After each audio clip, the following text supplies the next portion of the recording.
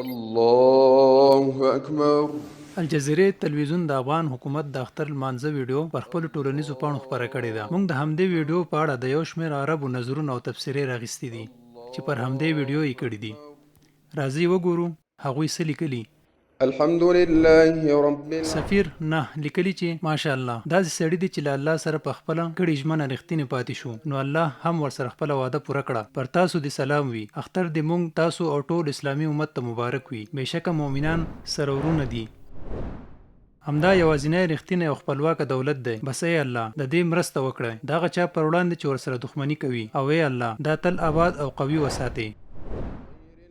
الله دې تاسو ته برکت درکړي. اے د افغانستان خلکو، په خپلو هوښیار د دین او عزت خاوند واکمنانو سره یو شئ. دا داسې هیواد دی چې پکې امن، امان، پرمختګ او آبادي شته. د نایجیریا ټول مسلمانان خپلو درنو ورونو ته په افغانستان کې نیکې هیلې او سلامونه وړاندې کوي. اختر مو مبارک شه. ماشاءالله داسې ښکاري لکه د صحابو د زمانې خلک، د صحابو پاتې نور ملګري. دا به ان شاء الله د القدس آزادونکي وي.